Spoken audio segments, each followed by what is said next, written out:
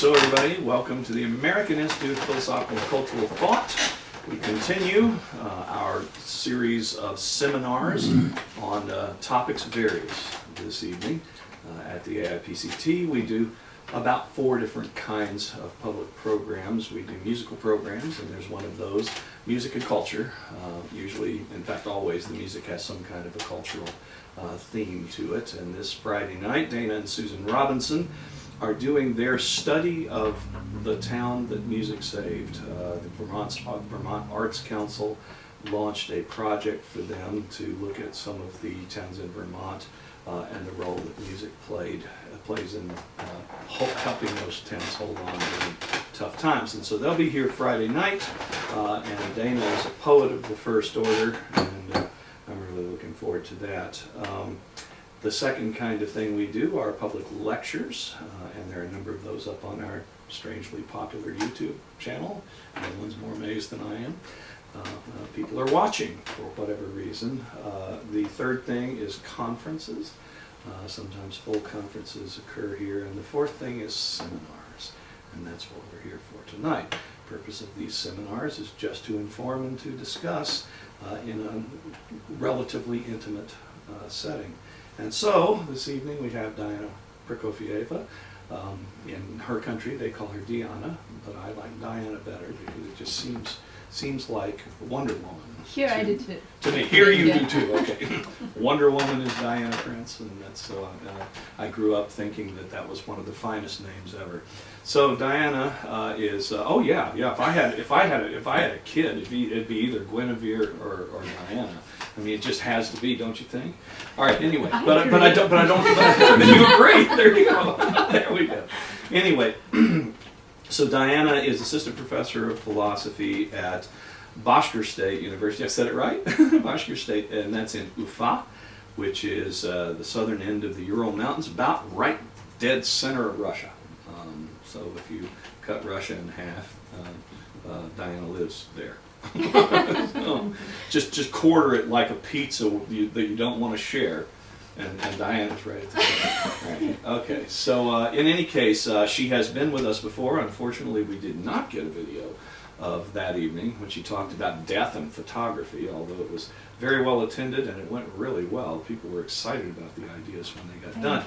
And so Diana has been visiting at the Phenomenology Research Center here at SIUC Carbondale, and as that is coming to an end, I suppose, it's a privilege for us to have her come back and give us one more presentation before she takes off into the wild blue. So, Diana, make her feel welcome. Thank you. Thank you all for coming here. Thank you, Randy, for these kind words, a lot of kind words, and thank you for having me here at this prestigious American Institute for Philosophical and Cultural Thought. And I'm going to speak about Erich Fromm and Orthodox Christianity tonight. In today's presentation, I would like to share the results of my research about viewpoints in common found of Eastern Orthodoxy and Erich Fromm, a famous representative of the Frankfurt School. Most of Fromm's works are dedicated to the person, and his writings discuss the life of a human being in modern society and the mechanisms causing a person's alienation from society and from oneself. As he considered different aspects of these problems, Fromm did not leave out a religious viewpoint of them, and he addressed the topic of religion itself. Concerning that religious perspective and religion's influence, Fromm mostly spoke about denominations of Christianity that were familiar and common for him, Catholicism and more frequently Protestantism. But both of them differ from Orthodox Christianity, which is the most common religion in Russia. In my study, I found some intersections of what Fromm said about freedom, gaining true freedom, and how a person discovers oneself with similar ideas that are central in the Russian Orthodox tradition. As you may remember, Fromm distinguished 2 types of religion, authoritarian and humanistic. Here is one of his statements about this difference. The question is not religion or not, but which kind of religion. whether is one further in man's development, the unfolding of his specifically human powers, or one paralyzing them. Fromm considers Christianity as one of the humanistic religions because of the role of authority is far less strong in it, by comparison, for example, to Judaism. The virtue of humility and the love for neighbors as well as enemies replaces the suppression by authority. One of the key points is the presence of loving bonds that allow people to feel unity with each other. This is a creative unity based on noble feelings and not on fear of authority and the desire for repression or submission. The Holy Scriptures and Holy Tradition of the Church provide the foundation for Orthodox Christianity. The influence of Church itself and the Fathers of the Church is quite strong, and the role of traditions and sacraments is extremely important. Orthodox Christianity does not tolerate half measures and reformations. In addition, interpretations of the Holy Scripture by saints and fathers of the Church are central to Orthodoxy. There are not only religious writings, because they also offer philosophical guidance. Philosophy in Russia existed only within the framework of religion for a long time, in fact, until the 18th century. While in Europe the Renaissance era blossomed, Russia was in a period of feudalism, both on a social and mental levels. Orthodoxy was a stronghold of traditionalism and supported the whole Russian system to make it inviolable and immutable. In Europe, Protestantism became the basis for individualism and subsequently of capitalism.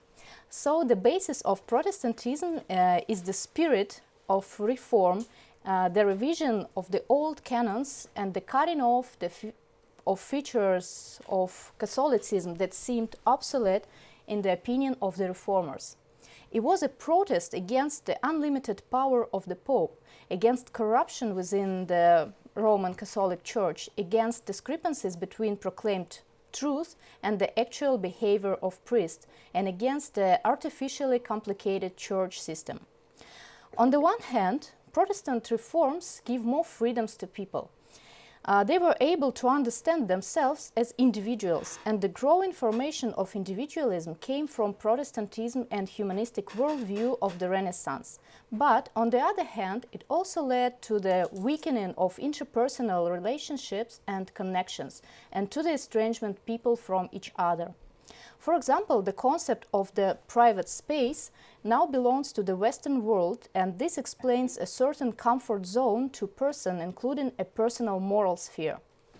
A person moving away from church canons and conventions nevertheless had to admit one's insignificance in front of God. According to the Reformation doctrine, a person will only be exalted by first deprecating oneself. A person cannot be considered as a master of one's own fate because, according to Calvinist doctrine, all events in the world are predetermined. Even if a person has found salvation, meaning that he or she is a Protestant, that person is saved only if that salvation is willed by God. About this Protestant view of salvation and God, Fromm writes the following. Calvinism had the same psychological appeal that we have already discussed in connection with Lutheranism. It expressed the feeling of freedom, but also of insignificance and powerlessness of the individual. It offered a solution by teaching the individual that by complete submission and self-humiliation, he could hope to find new security. The Calvinist psychology was comprehended in Kierkegaard's philosophy when he discusses that he views as a paradox of faith. What would be considered as absurd and abnormal for a typical person, for the religious person, that paradoxical faith is the only possible way of being, and that is the manifestation of humility, one of the most important virtues of Christianity. Thus, according to Kierkegaard, the truth is not something that should be understood by reason, and no amount of intelligence should try to realize it. The truth is something that is sent down to a person from above and is experienced by him or her personally. This kind of religious experience does not imply that the truth is subjective. On the contrary, the truth is objective, and it involves God, but the path of faith and the experience of it for each person is always deeply individual. Fromm followed Kierkegaard's ideas on the context of existential estrangement. He also considered the phenomenon of freedom in its negative connotation by interpreting the biblical myth of the expulsion of Adam and Eve from paradise. According to this myth, after the fall, human beings possess a freedom from God, heaven, nature, and from other human beings. A person obtains a kind of freedom that one desires and can escape away from the prohibitions and authorities who do not allow one to do what one wants. In addition, as Fromm points out, each person also may become estranged from themselves, which may manifest in personal insecurity, melancholy, anxiety, and loneliness. While free in oneself, on the one hand, a person can easily become enslaved on the other. In this condition, it turns out that a person is left in this one-on-one situation with others and the world. Having this freedom of choice, he or she is entirely responsible for oneself and for all one's actions. In time, individualism and Protestantism became fertile soil for the emergence and development of capitalism. In fact, Fromm considers Calvin and Luther's doctrines to no longer be part of a humanistic religion, but instead an authoritarian religion. This is the case in Protestantism because although a person obtains much freedom, he or she also becomes greatly estranged from God. For Luther and Calvin, this figure of God is a supreme authority with absolute power who needs no rationale for actions and sometimes even contradicts the Gospel's teachings. The role of the Church as a mediator between God and a person is practically eliminated in the Protestant ethics. This means, on the one side, that a human being is closer to God and he or she could address God directly. But this also means, on the other side, that the Protestant God appears as a figure of a forbidden father who inspires us with just that image alone. The quotation, "The individualistic relationship to God was the psychological preparation for the individualistic character of man's secular activities." I have discussed Fromm's interpretation of Protestantism and some religious aspects of its individualism. An example of the opposite of Western individualism is the traditional Russian concept of sobornost. Sobornost expresses an important part of the mentality of Russia. The term was introduced by Russian religious philosopher Alexei Khomyakov in the 18th century. In English, this concept means something like the word togetherness, and it can be expressed by a longer phrase like spiritual community of many jointly living people. According to Khomyakov, the clearest example that illustrates sobornost in Russian culture is the phenomenon of Russian община, which were peasant village communities which existed until the beginning of the 20th century. The origin of the word is the Russian root общий, which means common. The key points about the община is the way that people lived in the same territory, a village. They held their land in a common and shared ownership, and by making decision together, they were able to resolve their questions and problems. So there was no need for a special public authority. All issues were debated during common meetings of all the people living in the village, or mostly heads of the families, because women were not in a very good position that way also. The Orthodox Church itself and the way everything is organized within it represents the essence of this concept. According to Orthodoxy, the term sobornost is the translation of the ancient Greek word katholikos, which means universal, and it has been used in Europe as the term Catholic. The Orthodox Church has a strict authority for its followers, but its patriarch is not considered to be an authority over believers, not like the Roman Catholic Pope as a vicar of God on the earth, for example. The idea of sobornost, which was mostly a religious concept originally, has become a part of modern language and even political discourse for describing and explaining specific aspects of Russian cultural life. As we compare Russian ideas with European and Protestant views, I would mention the concepts of alienation and estrangement that were considered by some Western thinkers in their philosophical aspects, for example, by Hegel, by John Locke, Thomas Hobbes, and others. For traditional Russian culture, such concepts are centrally connected with religion. In Orthodox teaching, estrangement is the result of a person's falling away from God, and in consequence, a person loses the godlike essence of oneself. The archimandrite Platon Igumnov wrote about the estrangement the following: "The consequence of a committed sin in every person's life is the estrangement of a person from God and from interaction with other people. Estrangement from God is experienced as feeling a state of abandonment, an unexplainable melancholy, inner loneliness, resignation to doom, and meaningless of personal existence. To overcome this religious moral crisis, which is brought by the consequences of estrangement, time and critical re-evaluation of one's own spiritual condition is necessary." In Orthodox moral theology, the falling away from God and arriving at religious estrangement as the result is a natural beginning to an inner crisis for a human being, and this inner crisis would also find its external expression. And we recall that God for Orthodoxy is not imagined as a suppressive higher power, but a genuine ideal. From that religious perspective, estrangement is a condition of relapsing back, and that is why a person should not try to shift into some new comfortable condition, but instead try to recognize and return to one's lost condition. This passage quoted from Platon Igumnov is not speaking just about the individual knowledge of a person, but mainly about the species essence through which the intuitive existential knowledge about what is primordial and lost can be transmitted. By referring to the idea of species essence, we should recall that Russian concept of sobornost or communal togetherness.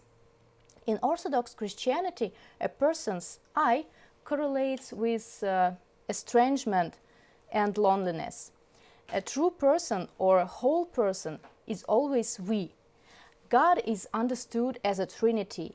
In the three-personal nature of God, it is 3 in 1 and 1 in 3.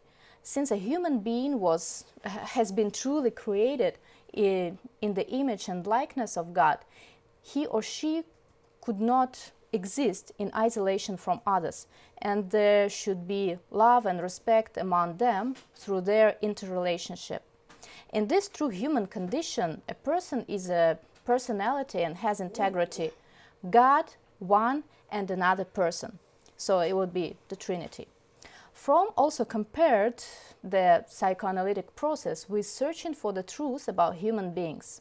By using the word truth, he intends to make a distinction between the true and the false within a person, so that truth points to the achievement of inner freedom, self-development, and self-revelation. The primary purpose of psychoanalysis, Fromm proclaims, is the person itself. In this psychoanalytic process, a way opens up for a person's path to oneself, into one's own hidden depths, to one's own freedom and conscious life. This humanistic psychoanalysis exalts a person by making him or her responsible for one's own life. This is the purpose of humanistic religion as well. Religion is the path to God and the truth, as Christ says in the Gospels, "I am the way and the truth and the life." This message means that the truth is already known and the final end point of the path is indicated. It is necessary to follow this very path in order to reach the final destination, one's own liberation from the sinful essence. In a church, a priest is called to help a person with this process as a guide who holds the sacrament of confession and gives religious instruction.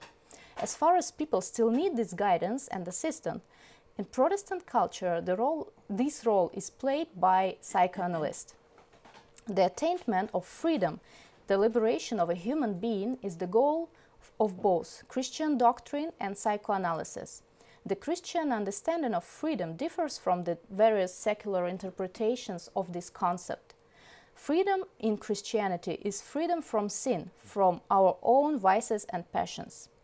We have looked at important comparisons between Erich Fromm's diagnosis of Protestantism and individualism with Orthodoxy's understanding of the persons and the truth.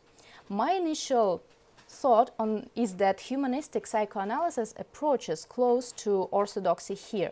They both speak about gaining freedom from passions which distress a person, from things that internally grip him or her, and obtaining liberation from suppressive habits and social patterns.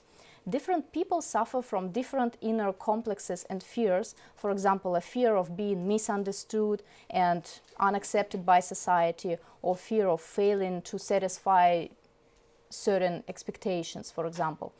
And at the same time, people feel various kinds of external pressures from society and social structures. In this situation, one's freedom is not about permissiveness or setting loose the animal nature to a human being. A free person is one who has been able to find a way to develop one's own personality through the spontaneous activity. This realization of freedom occurs through both a rational and emotional awareness and then a self-realization.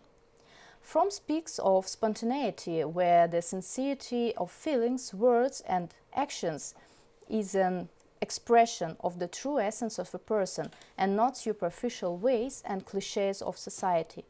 This free activity is a manifestation of the fullness to live in here and now life. This kind of freedom does not exclude responsibility and vice versa.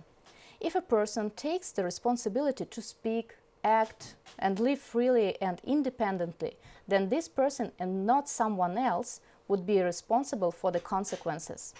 One is reminded of the biblical saying about birds that live for today and do not care about tomorrow, because God will take care about tomorrow. They live according to the laws of nature, by their instincts and reflexes, but a person has the intelligence that, ideally, does not let one to be irresponsible and uncaring. That idea of the spontaneous conscious activity of such a person has a close resemblance to the concept of creativity, as a person is creating one's own life. Freedom is realized through this spontaneity, this way of responsibility and creativity, which then finds an outlet in love, solidarity, and in work, labor. Erich Fromm agrees that modern mechanical society allows few opportunities for people to organize their work together so that each person can find inner meaning and pursue true freedom. And, related to that context, he makes an interesting remark. He mentions that religion for a person in Western society has receded into the cultural background. He points to consequences of the rapid development of the sciences since the 17th century and, in fact, the rationality of modern Western civilization itself. During this modern period, a person should only believe what can be proved rationally and explained with the help of science. It is usually labeled as rationalism or just common sense, and this also became a sort of religion, a religion of progress. At a certain point during the 20th century, the image of the computer as a clear, well-coordinated model of mind became practically godlike to Western society. The type of truth delivered by a computer by artificial intelligence does not pursue any selfish purposes, so it appears to claim to be objective. By comparison with that mechanical idea of rationality, spirituality and spiritual connection between people would fade into the background. From my view of the reality of Russian culture, we can see that rational knowledge does not entirely replace a religious approach to believe. Moreover, at the everyday level, people they still prefer to believe rather than to know, and they hold to a type of belief quite different from the scientific belief of the Western society. Sometimes this way of believing can look like a voluntary self-restraint to one's freedom, or it can seem like a belief to the inevitability of the course of events and hence to the futility of any effort. Often the concept of humility is applied to all areas of one's life, when one considers oneself to be embedded in the Orthodox Christian community and obligated to obey all its rules. Life is perceived with fatalism and humility, an attitude reflected in such Russian proverbs as Christ endured and ordered us, or God gave, God took, and so on. However, if we consider such biblical scenes more closely, they will not seem so saturated with the inevitability of fate. For example, the free choice of Christ was meaningful and was a categorical imperative in words of Immanuel Kant, and yet his choices were not humble in social terms. I also want to draw attention to another commonality between the Christian and psychoanalytic models, the fight against idolatry.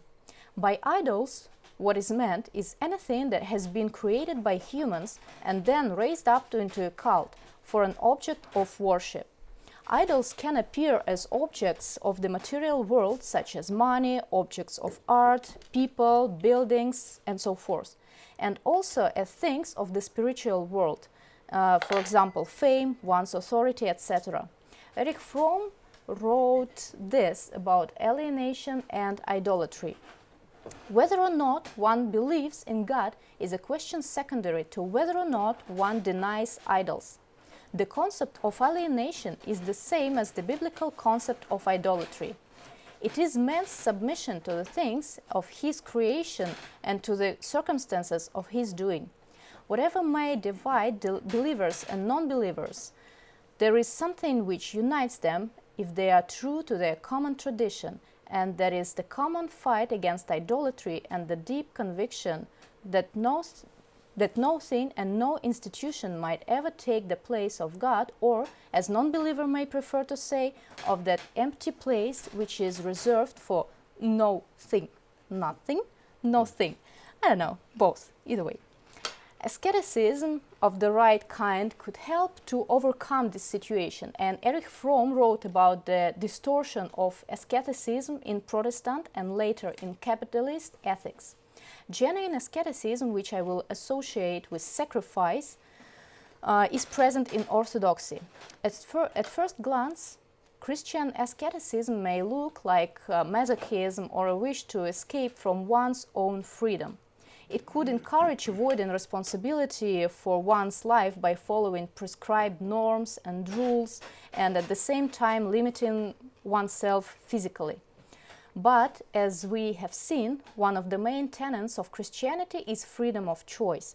This means the ability of a person to choose whether to act a certain way or not. Sacrifice is one of the main points in religion, and it is also most important for Erich Fromm's concept of love.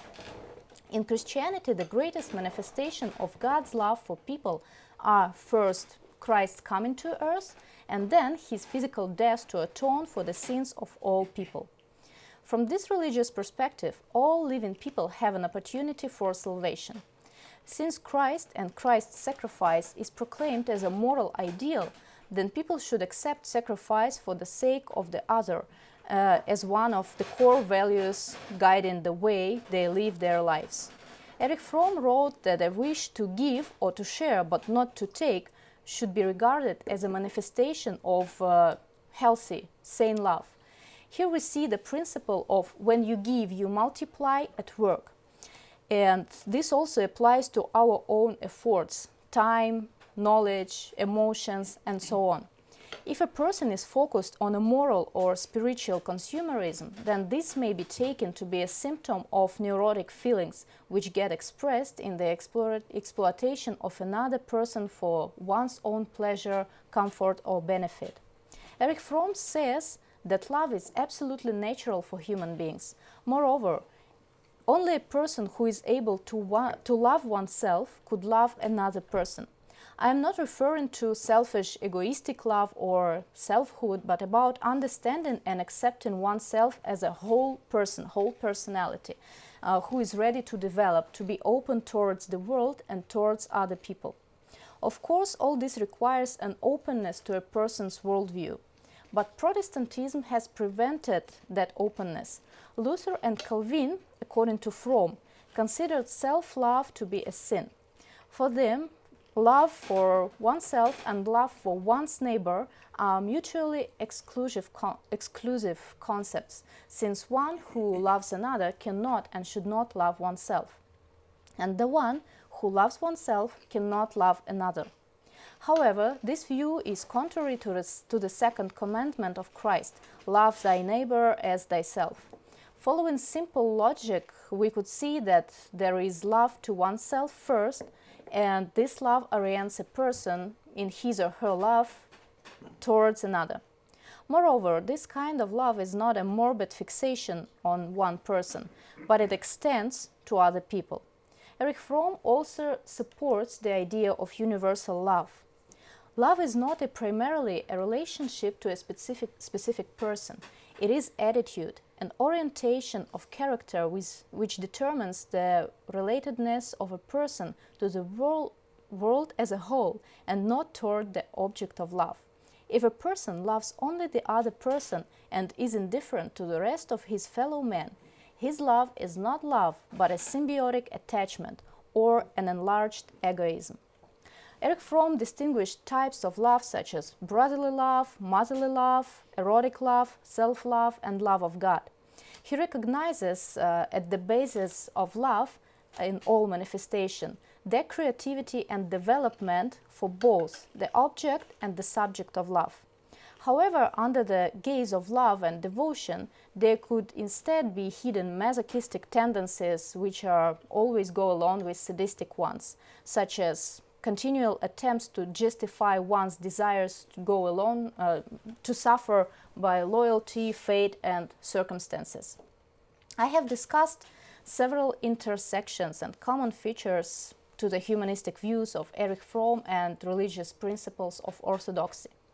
Fromm considered himself as an agnostic about God, but he had deep respect for humanistic religions. There are major humanistic tendencies emphasized by both Fromm and Orthodoxy: the orientation to self-development, love, creative self-realization, and freedom and responsibility, and the need to progress towards true being instead of possession.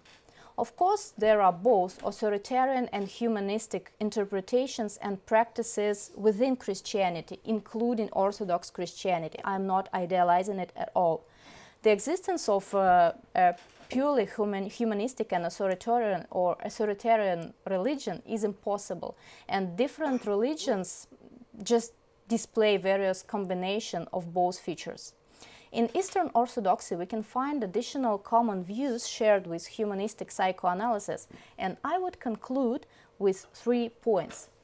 First, there is the difference between the individualism that is common to the Western Protestant model of life and the community spirit which is common to the model of life in the East and Russia in particular. Fromm wrote about the overcoming of the first model's negativity, such as estrangement, through the values upheld by second model. Second, there are humanistic tendencies which we noted in the ideas of Fromm and Eastern Orthodoxy. Both of them are based on the perception of a human being as a distinct whole personality, conceived as pursuing basic values of self-development, love, creative self-realization, freedom, and responsibility. And third, this conception of person focuses on true being and not on possession. Matters of faith are included here because faith should not be thought of as map with ready answers and solutions, but as a human way to seek oneself and the true moral ideal. Thank you for your attention. This is all about it.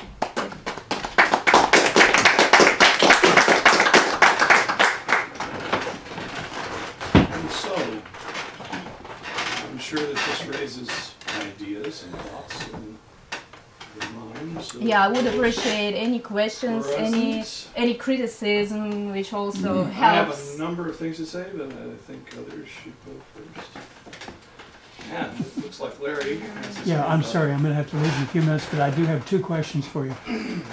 First, I would like for you to clarify and maybe expand on the Orthodox notion, concept of God, because I wasn't clear about your remarks on that subject. The second thing is a question about Fromm. It is clear that Luther opened the door to a radical individualism. There's no question about that. I don't think that he fully understood what he was doing, but at the same time, Christianity, even Lutheranism,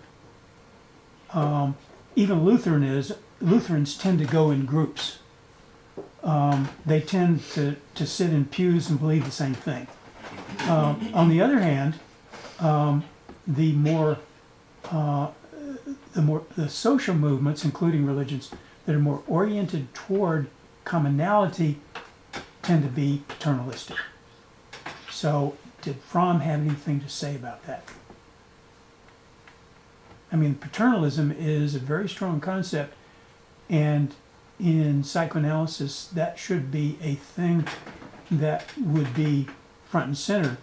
And in fact, as I recall, Fromm was critical of Freud about that very subject. But I wonder if he addressed the question of the larger religious question in that regard. Randy, you're laughing like maybe this was your question and I just took it away from you? No, but the paternalism question in Orthodox Christianity is it's the most vexed question. It is. You brought up the most vexed question in Orthodox Christianity. So, yeah, I'm just curious as to what Diana's going to say. I am going to say that, I'm not considering.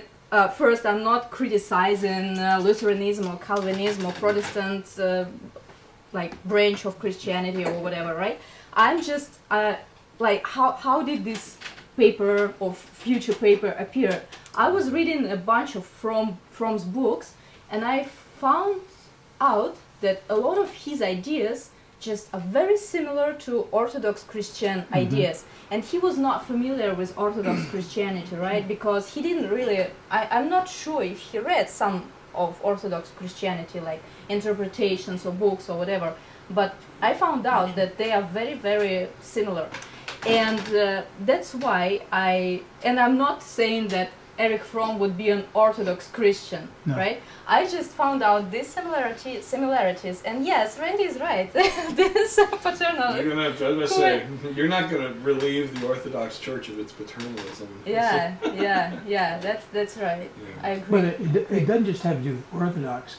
It has to do with lots of different religious groups. Yes, Yes, yes, I mean, this is true. It's This is not also unique to true. Orthodox. It But is. it's particularly bad in Orthodox Christian. It's bad in Roman Catholicism. Well, it's bad in Roman Catholicism Yeah. too, and recently it's really been bad in the Southern Baptists. Oh yeah.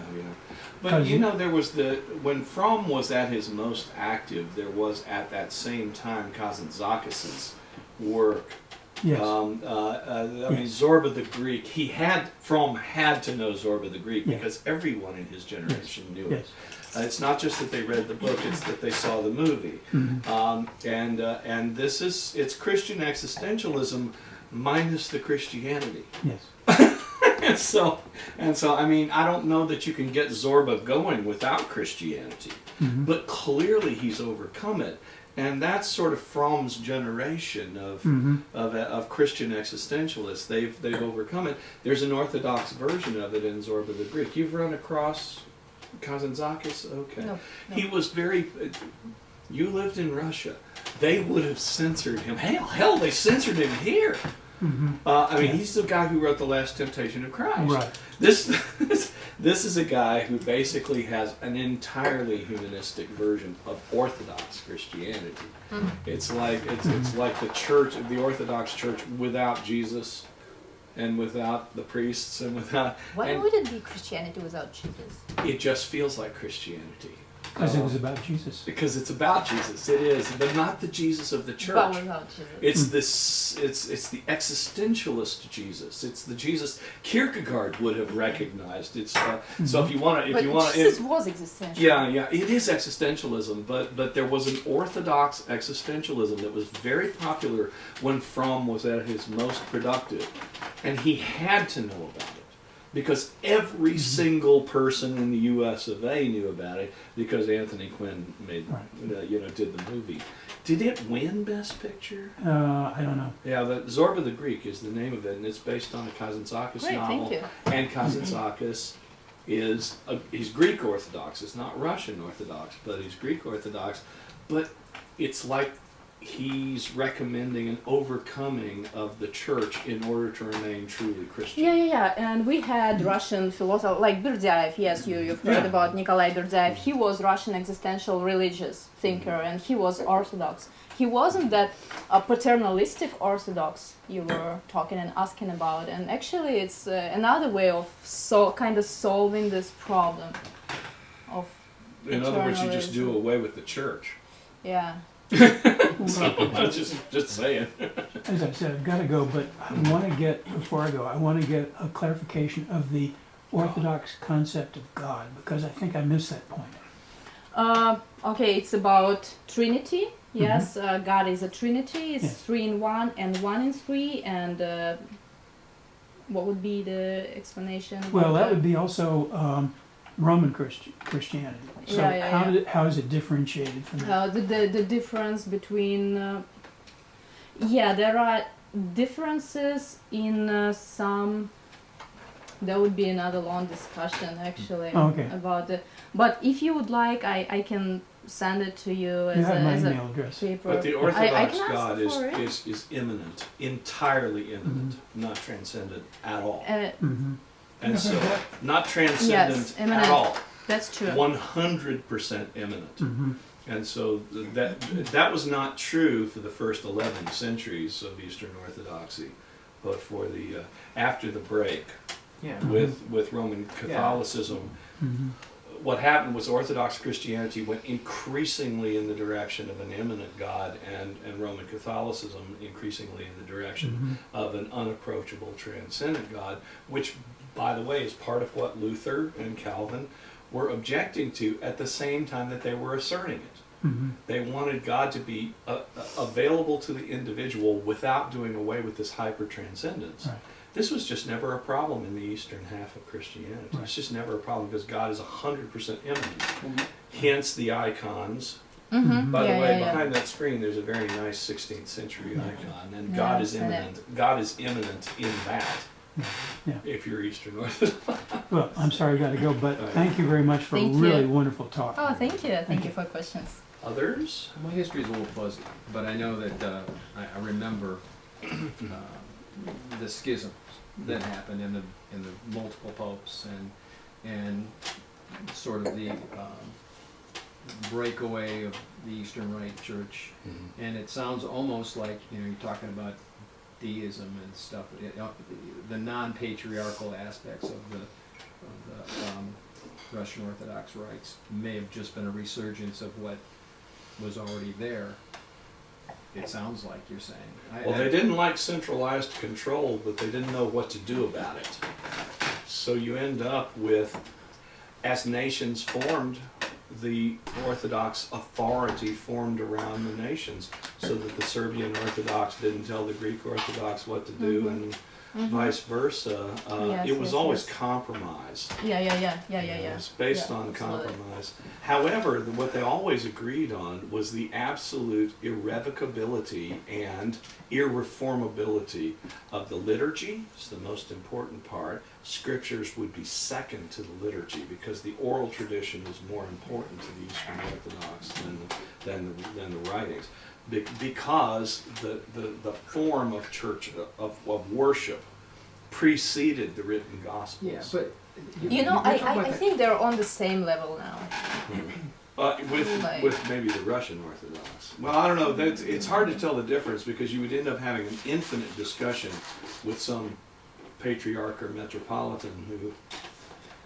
Yeah, the question Anyway, of interpretation is very Kevin's important. question Yeah, I is. think you said that Yeah. people prefer to believe. believe rather than to know. And I think that we go back In to Russia. the Catholic Church here. That's and- the and essence of it, It's a isn't it? carrot and a stick.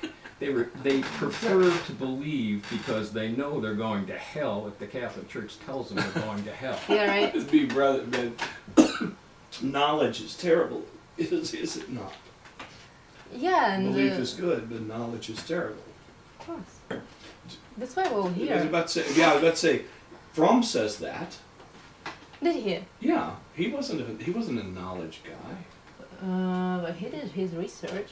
Oh, I'm not talking about knowledge in the sense of knowing what you're talking about. I'm talking about knowledge in the Oh, sense okay, of gotcha. elevating knowledge above faith or in his case, existence. Yeah, I agree. I agree with you. Hmm. You can't know. Yeah, So Not you about believe. these things, right? absolutely. Yeah. I still want to see what you say God is, but never mind what Fromm thinks, never mind what Eastern Orthodoxy says. What does Diana say God is? Oh God. And you call Would on that work? you call on that person for help. Wikipedia. You're not. Are you going to answer me, or would you prefer not to?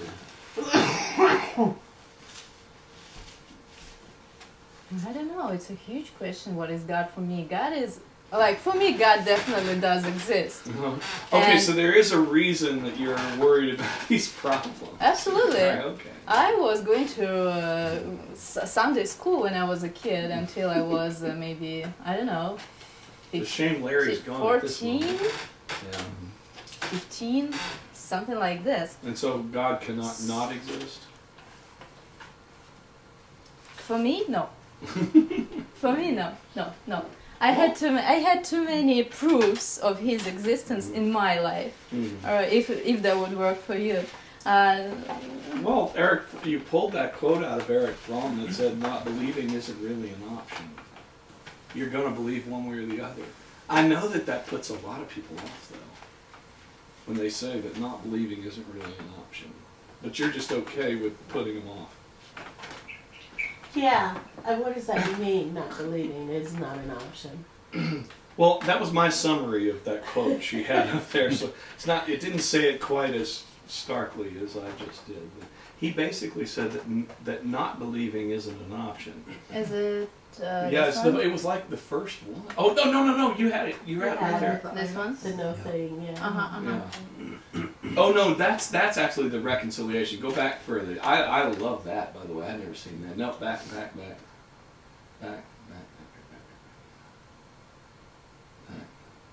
Next one. Yeah, there you go. That one. The question is not religion or not, but which kind of religion? That's my That's a little summary of that different. was you're going to believe. The question is what? I thought he was an agnostic. Didn't Well, you that's say- what He he was, said. yeah. That's He was. And yet, he also said that. having it two ways.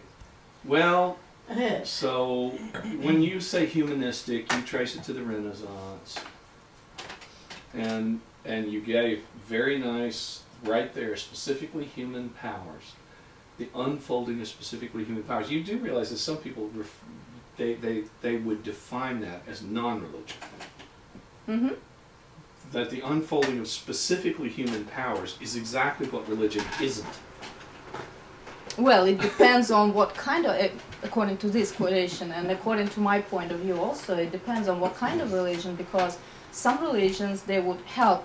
For example, according to Nikolai Berdyaev, right, he was talking about freedom and person's freedom, and he was saying that freedom would help a person to understand oneself and to develop oneself. Freedom is about creativity, and it's self-creation. And that would be freedom. And what he said, freedom is how do you explain it correctly? God also has his freedom, and he uses his freedom. He created everything by the act of free creativity. So that means that he already had this freedom before he started creating everything. So freedom is something very global, the very basic thing. That means that if we people would like to get this freedom or to be closer to this freedom, we kind of need to act creatively.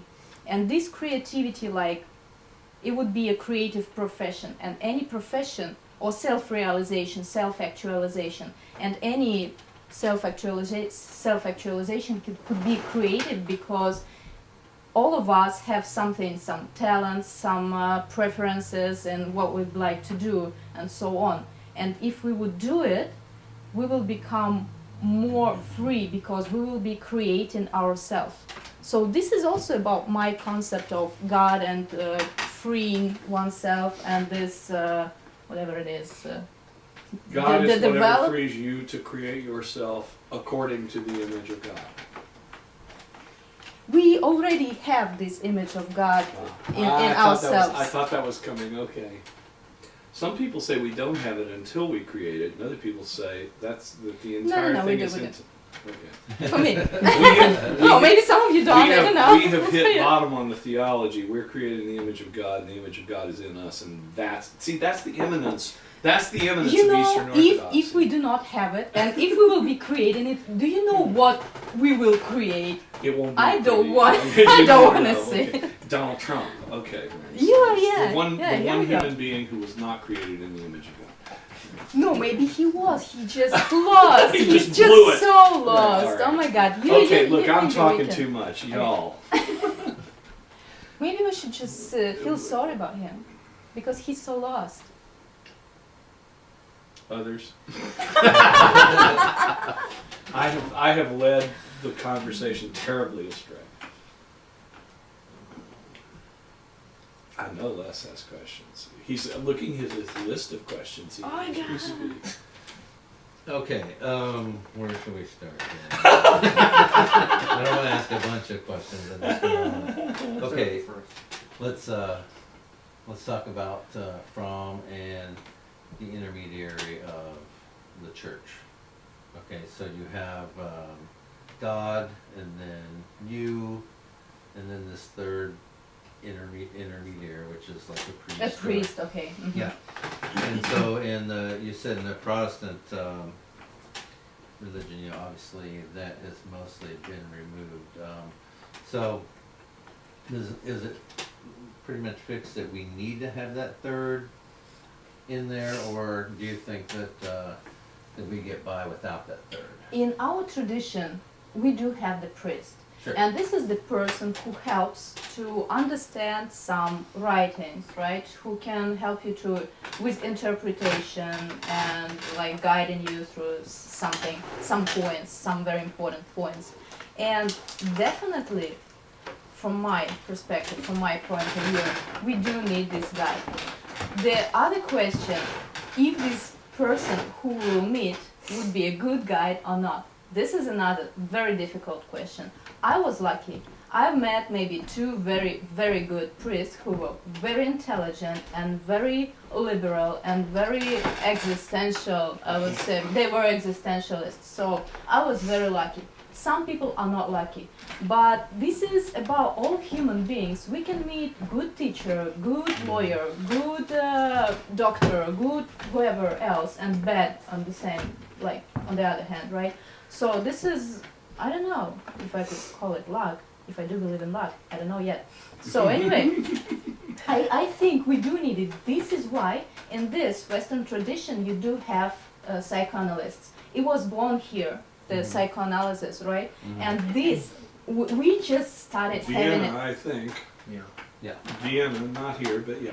Yeah, I mean, In Well, the West. yes, I mean the in West. the West. Thank you. Oh, not the East. Okay, right.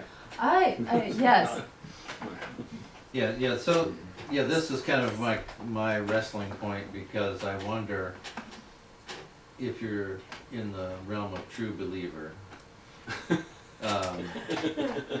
What, you know, obviously, and we've done a lot of discussion, Randy and I have discussed this to quite a far extent. So, understanding the text, right, is almost impossible for regular people, and I'm not even sure if most priests have that type. I mean, I'm not sure the level of education that they have to understand the text that they claim to be experts on. And so, as a true believer, maybe that relationship between yourself and the above is not really required to have that. Okay, imagine Except yourself. for community.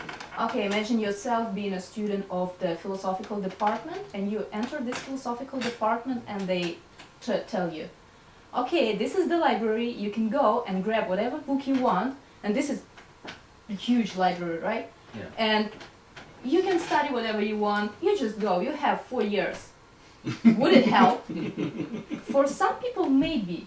If they're genius, they're smart enough. Right.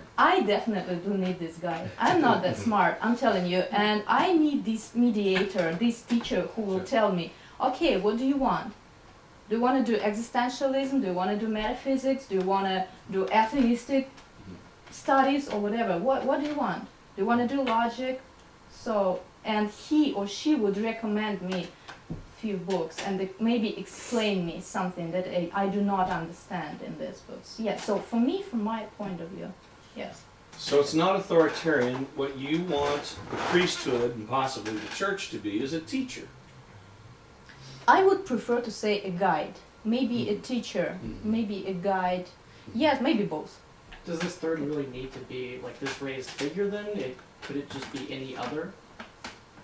Like me, Like you, a like another person in the. Well, in the wherever two or more are gathered, I- there am I in the midst, I right? agree, but that would be a discussion, right? And we are talking about some guidance. If we're talking about You just got three discussion, ignorant people together who all believe in Jesus. You don't necessarily have an educational situation. yes, that's true. So it would be just another student. There on he the is in the block. midst, but nobody knows anything as a result of it. But Christianity is not based on knowledge. I know. It's But- the one religion where knowing things is not required, I know. which is enacted daily in our press. Yeah. Yeah, but if we're talking about the guidance, we need some interpretation of the text. We cannot You would interpret think. by ourselves. But then what do you bring to it? I mean, are you just a vessel to receive the information from this authority, this Like- mentor, or Like how it works in Orthodoxy.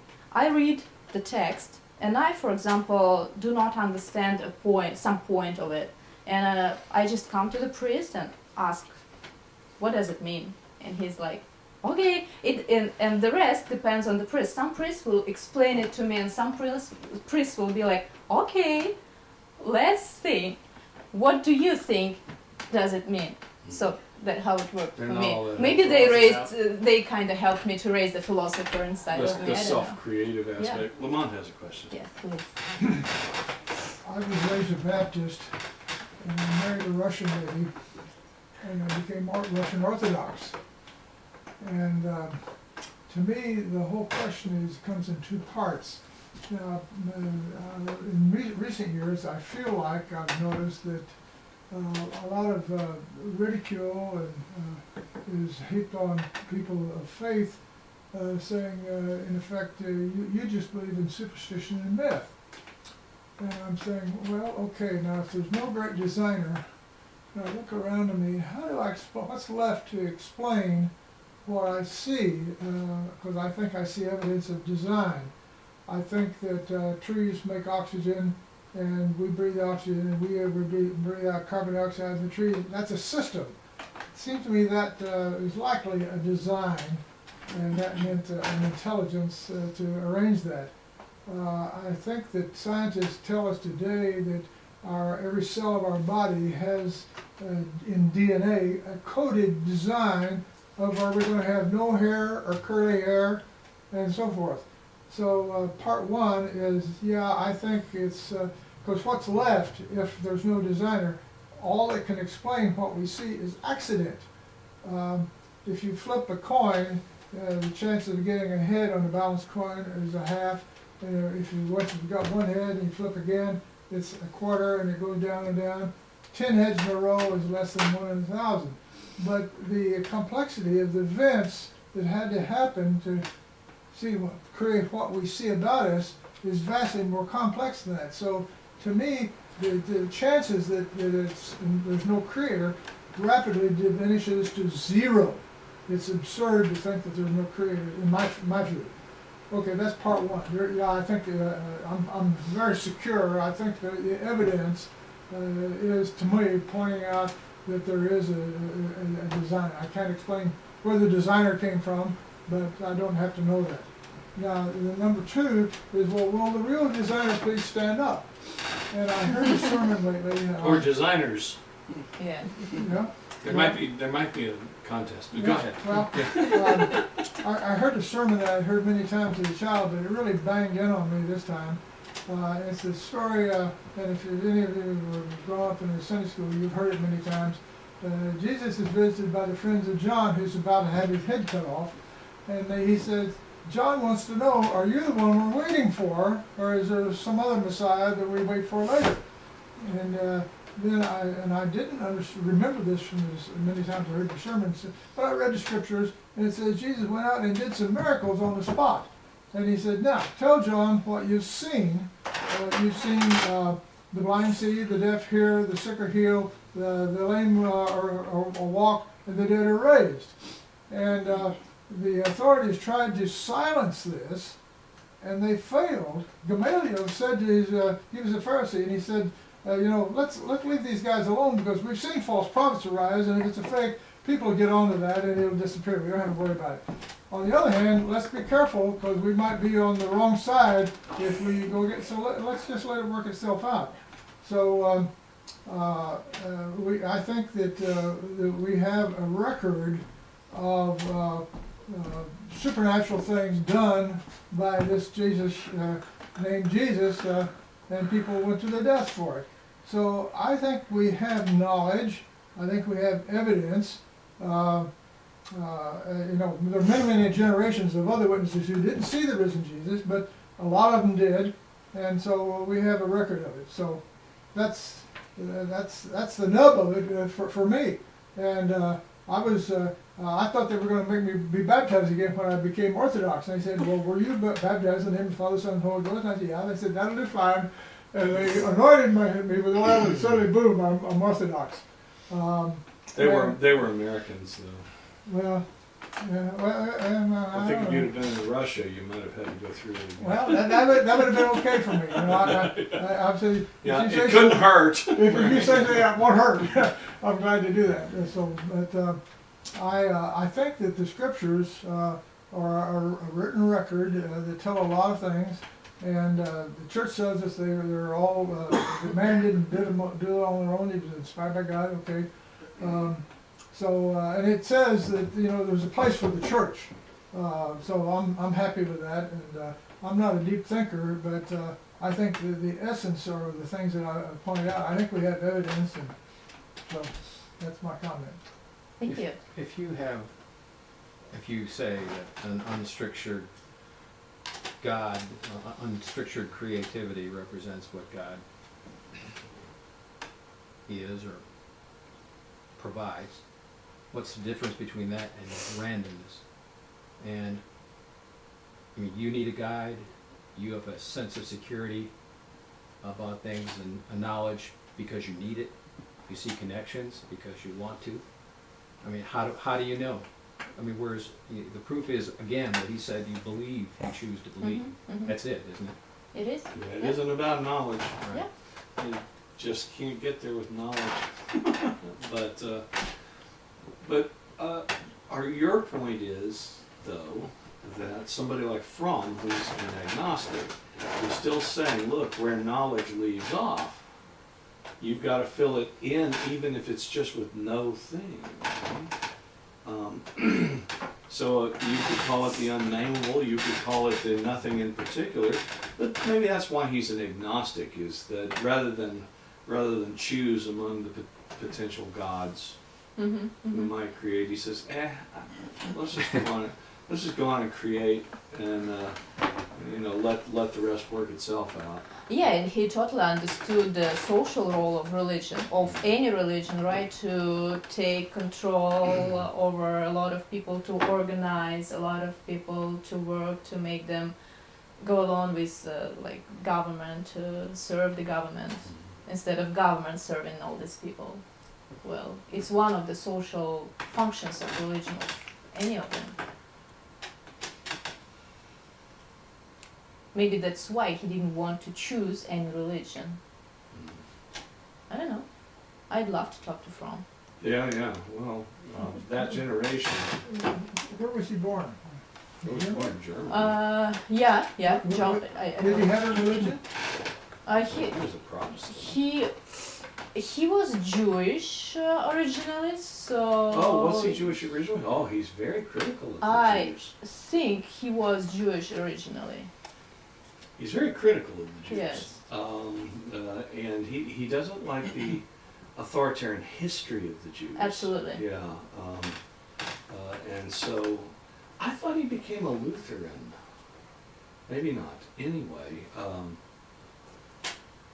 one of the things that you said early on was you mentioned very briefly how Fromm emphasizes the authoritarian God of what the Christians call the Old Testament and what everybody else calls the Hebrew Bible, which is, after all, a very difficult God to sort of live with.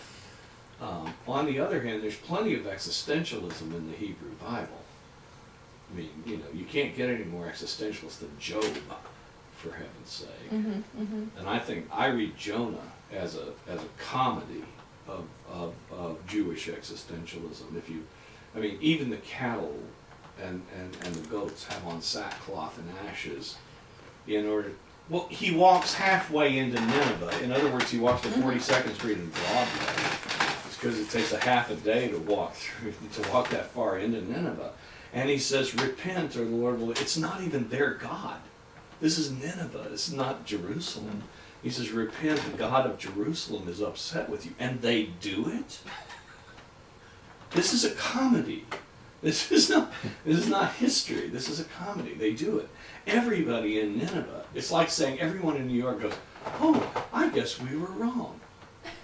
What are we supposed to do, Jonah?" "Well, you have to put on sackcloth and ashes." What does that mean? It's not even their religion, right? But they do it. Monty Python, And just to be, it's like Monty Python. And just to be safe, they put it on the animals too, because they're not sure how this works. But they don't want to piss off the God of Abraham, and Jonah, and of course, what is Jonah's response? Is, well, God doesn't destroy Nineveh, and he looks like a fool. He's still not happy, right? This is existentialism. It's like no matter what happens, it's absurd. The absurdity of Jonah. I mean, if you don't read Jonah as an absurdist play, then you're just not paying attention, because I'm sure it was written with that in mind. It's like, so here's Job. It's the tragic version, and here comes the Seder play afterwards, and it's Jonah. And all you got to do in order to see what that book is about is imagine like somebody like Jackie Mason reading it. So, Jonah, God says, you got to go to Nineveh. And Jonah, he says, I think I'll go to, what is it, Tarsus, or it's the opposite direction of whatever it is. And all you got to do is put it in sort of a New Jersey accent and tell it that way, and you begin to say, my God. Well, actually, that is what you should say. These folks have a sense of humor.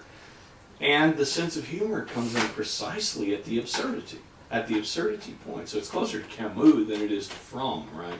Camus would not take Fromm. Now, there's a good question for you. She likes Camus. There's a good question for you. Camus wouldn't take all this stuff seriously. He'd laugh at you. Okay. He'd say, the plague always returns. It's like, come on. What do you say about that? We're talking about humanism here, right? Well, Camus is a humanist. But he's not going to buy this stuff. All this cute little love stuff. Let the plague come along and see how love works for you. Try loving the plague. What are you gonna say now? Well, I mean, this talk was about Orthodox Christianity and Fromm, Oh, okay? this talk was about. Because, like, I can talk about Camus, but it would be a different talk, because I definitely do like Camus' understanding of reality. I cannot say that I like it, because I live in it, right? And I cannot really like it, the whole thing of it. But I agree with him on it. So in other words, this is absurd. This, even in Kierkegaard's words, it would be an absurd. Yes. So you go And- far enough into existentialism, you find yourself, well, not exactly, it's not exactly the art of loving. The art of loving is a sort, like, it is an attempt to solve this problem. It is an attempt to live in this world of absurdity. Because there are several ways of responding to this absurdity, right? We can struggle with it. We can be part of this absurdity. We can help this absurdity to run further, and we know people who helped it, right? We discussed it earlier today, and you can find just your way of living in this absurdity. I don't want to be part of this absurdity. I mean, I don't want to help this absurdity to grow and to multiply it. So the art of loving. I'm an idealist, I know. Or as our That's what I'm trying to sort of wheedle out of you, is whether or not you're a believer. I am definitely, and this is my choice. And maybe idealist is sort of being an idiot, as one of our previous talkers said. So, that's true. but whatever, okay. Well, have we had enough of absurdity? Not yet. Because the world's going to go on. It All will. right. Well, It will anyway. well, then y'all don't rush off, because there's Banya Calda. Is this a good question or a stupid question? Oh, I can't It's read no that. stupid You question. know I can't read that. I don't have my glasses on. Somebody else read it. Okay, thank you. That's a stupid question. Should I read it or should I just? Okay. Is predetermination not authoritarian and if itself according to Fromm, or could you clarify the difference if there is one? Is predetermination not authoritarian? Well, Fromm does not believe in predetermination. He definitely does believe in free acts and acts of creativity. So predetermination would be part of authoritarian religion and just part of this authoritarian thought, I would say. Yes. Well, so in other words, the people who believe in predetermination have made up predetermination in order to have authority. They may be lying to themselves about whether they made it up. So hence your Calvin and Luther. Mhm. Those dudes are authoritarian. They've made it up in order to have a destination. And your comment before about if I went into a library and just picked books at random for 4 years, I mean, your end point there might be a blessing. I mean, it might be just as valid as the point you thought you were aiming for. In fact, you could aim, I'm going to go to Echo now. You could aim for one point, achieve another, and never know the difference. So, that's what I love about Echo. It's like, welcome to the library. You think you know what you've achieved? Ha! But that doesn't mean you haven't achieved something. I think I need more poison. Yeah. That's just saying. Gonna need to poison more books, but. Yeah. All right. Well, make Diana feel appreciated.